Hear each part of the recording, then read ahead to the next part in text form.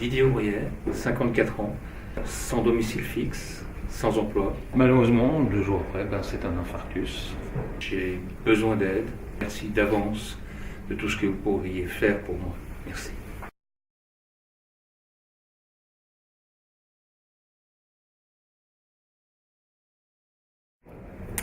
Bonjour. Bonjour. Bonjour Didier. Bonjour. Vous avez fait appel à Toi pour tous parce qu'aujourd'hui, vous vivez une situation où vous vous retrouvez sans domicile. Vous êtes aide-soignant depuis 25 ans, vous avez travaillé au HUG, dans un foyer handicap, en psychiatrie et gériatrie. En janvier 2016, vous avez vécu un accident de vie, une chute banale, qui vous amène à vivre finalement une fracture de la hanche, un arrêt de travail. Très longue durée. Très longue durée. Vous allez trouver l'hospice général qui vous propose simplement en termes de ressources 300 francs par mois. Vous vivez malheureusement une séparation. Il y a des retards de loyer. Aujourd'hui, vous les avez tous honorés, mais vous êtes expulsés et vous affichez aujourd'hui des actes de défaut de biens. Vous allez trouver une assistance sociale à ce moment-là. Vous n'avez pas de logement. Qu'est-ce qu'elle vous répond ? La situation ne permet pas d'accéder à un hôtel, pas grand-chose en tout cas.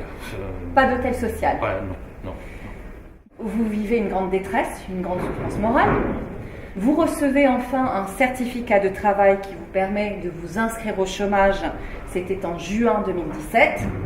Et 2 jours après, qu'est-ce que vous y vivez malheureusement ? Malheureusement, 2 jours après, c'est un infarctus, retour à un arrêt de travail, et donc suspension d'une inscription au chômage, donc retour à l'hospice.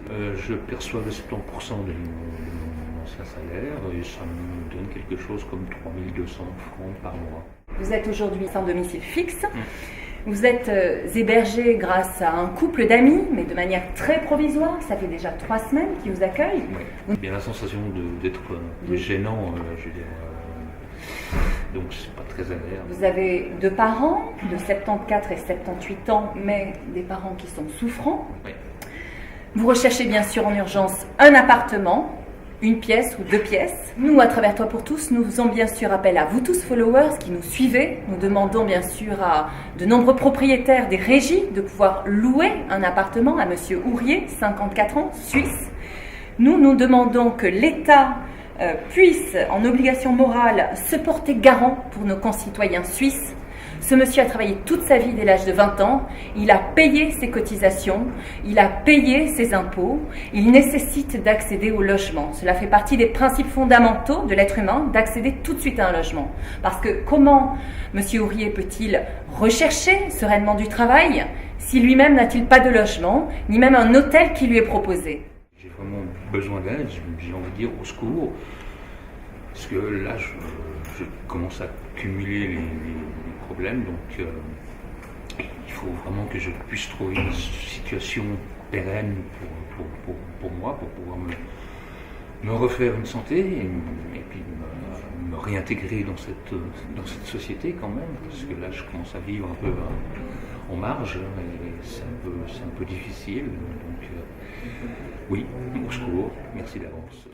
Vous avez rencontré une personne bienveillante, Oui. Donc on va parler de votre conseillère au chômage. Oui, tout à fait. Qu'est-ce qu'elle vous a dit ? Elle vous a demandé votre situation actuelle, si vous aviez de quoi manger, comment Voilà. vous viviez ? Voilà, alors c'était juste au moment où j'ai pu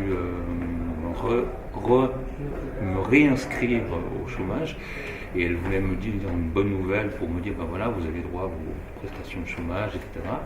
Par contre, comme à cette période-là, je n'avais pas vraiment beaucoup d'argent, donc je ne mangeais pas très régulièrement, et elle n'en était pas du tout obligée, mais à la fin de l'entretien, elle m'a spontanément proposé de m'offrir un sandwich à la cafétéria de l'OCE, et ça m'a fait chaud.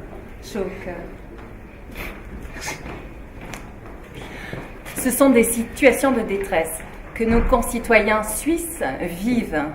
Des gens ici à Genève souffrent de ne pas accéder dignement au logement. Ces personnes se retrouvent sans domicile fixe à la suite d'un accident de vie.